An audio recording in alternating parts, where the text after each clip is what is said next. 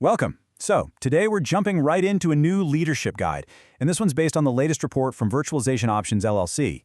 It really gets to the heart of why our typical annual AI security training is falling so short, and more importantly, how that failure creates risks across your entire business ecosystem. We're talking everyone from customers to investors. We're going to unpack this critical and frankly often overlooked vulnerability. It's all about the massive risk that outdated security training is creating for businesses just like yours. Okay, let's get into it. So, let's kick things off with a question that might sound a little wrong at first. We all do annual security training, don't we? It's a standard part of business, a compliance checkbox. But what if that program, the one you count on to stay compliant, isn't just failing to protect you? What if it's actually making your organization more vulnerable? And right here, this is the core of the problem. You see, the threat landscape isn't some static thing anymore. It's a full-blown arms race. And it's being fueled by AI. Attackers are using AI to build these hyper-realistic phishing attacks. To automate malware, they're exploiting human nature at a speed and scale we've just never seen before. So a once-a-year generic training class? Well, that's like showing up to a drone fight with a slingshot. It gives you this dangerous illusion that you're prepared, when in reality, your team and all your stakeholders are left wide open. And when those old-school defenses fail, the damage doesn't just stay inside the company walls. Oh no, it cascades outward like ripples in a pond. And that very first ripple, it slams right into your most valuable asset, your customers. They're the ones on the front line, the most directly exposed when security training isn't up to snuff. Now, what's really fascinating here is the direct line you can draw between the problem and the solution. On the left, you've got the exposure. We're talking personal data, financial info, health records, all out in the open. Then there's the complete erosion of brand trust. You know how devastating a public breach linked to human error can be. And of course, the massive fines from regulations like GDPR, CCPA, and HIPAA. But check out the right side.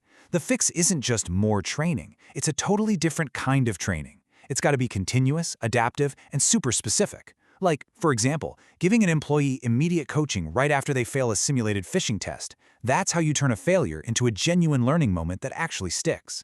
And this risk just keeps building, because a breach rarely just stays put.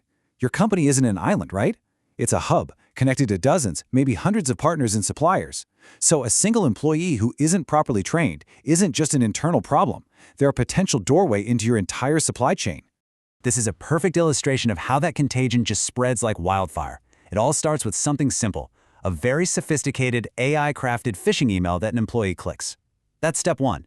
Now, with those login details, the attacker isn't just looking for your data, they're looking for your connections. So step two, they find a shared API with one of your partners. And just like that, the breach jumps from your system to your partners. From there, it can infect the whole network, leading to these massive operational shutdowns and a whole cascade of contractual penalties. So the key takeaway here is that your risk is also your partner's risk. It's all connected. You're suddenly facing legal trouble from failed service agreements, reputational damage that poisons the whole ecosystem, and just major disruptions to your operations. So the defense has to be interconnected too. This means targeting your training for employees who have access to partner systems. And this is a big one. You have to start treating a partner's reliance on annual-only training as a major red flag in your own risk assessment. And this brings us all the way up to the boardroom. The risk that we've been tracking, from one person's single click to a supply chain disaster, it doesn't just stop at the operational level. It escalates, and it escalates fast, directly into what we call a material financial risk. And that's something that gets the attention of investors, directors, and officers. Okay, let's just pause and really look at this number. $4.45 million. That was the average cost of a single data breach last year, according to IBM. And the source report for this guide makes it very clear that AI-powered attacks are just pushing that number higher and higher. This isn't some theoretical thing. It's a direct, massive hit to your bottom line. You know, the financial damage goes way beyond just that initial cleanup cost. Under new SEC rules, you've got just 4 business days to disclose a major cyber incident. If your training is inadequate, you're going to have more incidents, which means more disclosures, more legal risk, and a shaky stock price. And we're now at the point where this can mean personal liability for directors and officers if they haven't done their due diligence. So, what's the mitigation? It's about showing that you're being proactive. A modern, continuous training program gives you auditable proof that you are actively lowering your human factor risk. And that is a huge positive signal for both governance and your ESG frameworks. Okay, so we've laid out all the risks. Now let's pivot to the solution. How do you actually figure out how mature your own organization is or how prepared your critical vendors are? Well, it all starts by asking the right questions. Think of this as your playbook. These are the exact questions you need to be asking your CISO, your vendors, and yourselves in the boardroom. Don't just ask if they do training. Dig deeper. Ask about frequency. Ask for the metrics that prove people are actually changing their behavior over time. Get specific about new AI threats. Is the training program an ongoing, adaptive thing, or is it just a static, check-the-box exercise once a year?